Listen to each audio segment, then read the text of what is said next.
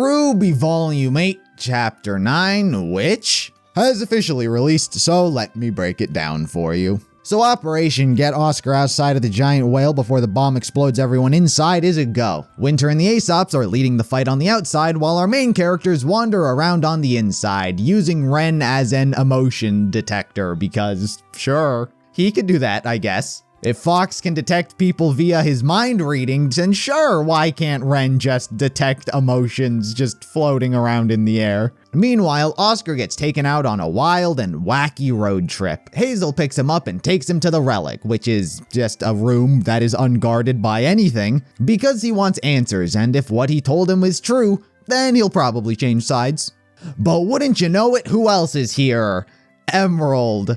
Just taking her morning walk into the Relic room, and together they witness as Oscar summons Jin. She's a lot less mad this time for having been summoned without a question at hand, but she'll let it slide because she's got a thing for an old man in a young boy's body. But of course, this was enough to turn Hazel against Salem. He decides to help Oscar and doubly Emerald escape from this place because they're all scared. I guess Hazel doesn't need an emotion reader to cheat at detecting people's feelings. But just as they're leaving, Neo appears, having witnessed the entire thing, and steals the relic herself.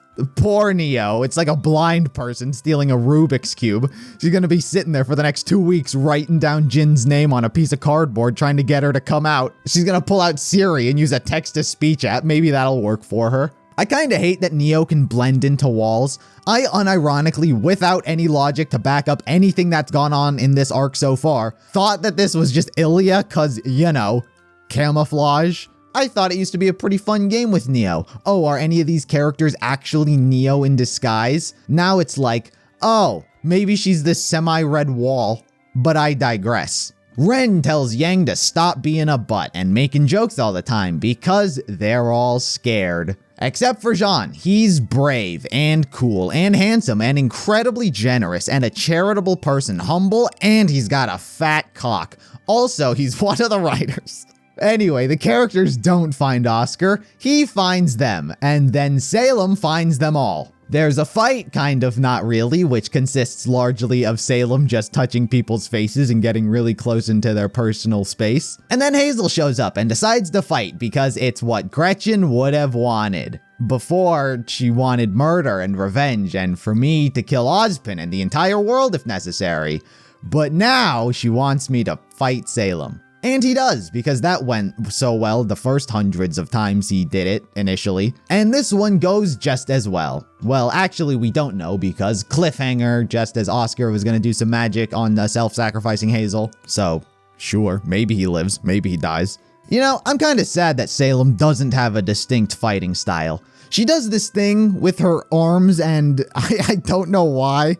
She doesn't grow extra arms or like morph or anything. This isn't the first time she's done this. She definitely has done this a lot before, and it kind of looks silly. I mean, Hazel hands up, head down, protecting the chin, looking like a boxer. You know, you're looking at a hand-to-hand specialist over here. But Salem looks like how most people do just before they hug a dog. And I don't think that it's far off and may actually be the case. She slams his head into the ground, but this isn't exactly a fun fighting style to watch. Neither is magic, by the way. I don't know anyone who's like, "Ah, dude, the magic fights are the best," when they're just shooting colors at each other while they're flying in the air.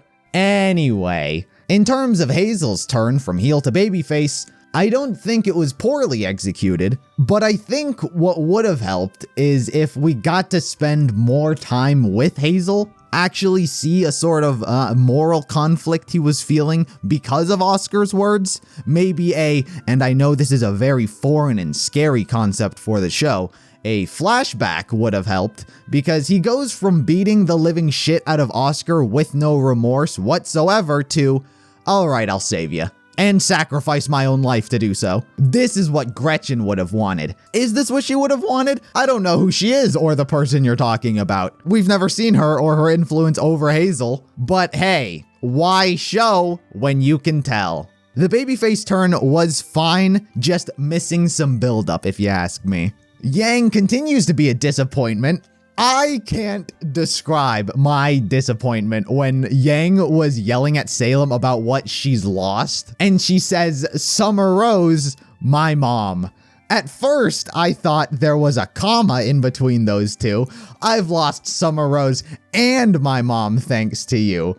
But of course, this show just has to suck, and she's only referencing Summer. You know Summer, how much Yang loves to talk about Summer. Back at home with her dad, hey, let's reminisce about all the good times we had with Summer. She's always getting upset whenever Salem brings her up, being all traumatized like RWBY. You know, spent the first 5 years of this franchise searching for what happened to good old Summer Rose. At this point, I just want RWBY to be like, well, fine, if you're gonna take my mom, I'll just take yours. And RWBY just goes under the guidance of Raven. Hey, Yang, get some of your own individuality. Summer Rose is RWBY's thing. Remember when Raven was all like, hey, don't fight Salem. She's invincible and you're gonna lose and you can't win, so like, don't die? And you were like, you're just a coward for not wanting to fight her. I'm so glad your bravery is just hauling your ass in the opposite direction now, isn't it? God, I'm just upset as to how not hard it would have been to put a comma in between Summer Rose and my mom. Just pin the blame on her. Oh, I would have had a mom if not for you. But no, Raven has already been antagonized and practically disowned at this point, so it's up to her to show that she's changed, just like Whitley had to go out of his way. Sorry, rant done. Probably the point that I really did like was Winter and the Aesops. Not Marrow though, I've come to not like him. Winter's ready to plant the bomb, but Marrow comes in trying to say, would she have done this if her sister was on board? And she says yes, because it is her duty. And I liked it, because you can see that she takes no enjoyment out of it, nor the concept of it, but she has a responsibility, and she's willing to put her own emotions to the side to do so. And that's kind of been the key thing about Ironwood and the Aesops this entire arc, despite being antagonized for a lot of it. None of them are enjoying anything out of what's going on, like Tyrion is. But it's just the result of what's having to be done. They are doing what they think is right without their own emotions getting in the way. The characters don't recognize that, but I do, which is why I like them. Anyway, I liked seeing them on the front lines. They really felt like an elite group that were confident, whereas everyone else seemed like that they were in the trenches trying to build up some morale, which is why Winter had to speak to them. Speaking of Team Funky, why are they the only huntsmen? Where are the other unique students? I get it, it's a lot of work to design some creative background characters for Flash, but kind of weird that these 2 or 4 are the only unique students. Also, I guess Neon got some grass-proof rollerblades. Forget about that whole terrain matters with her fighting movement, because sure.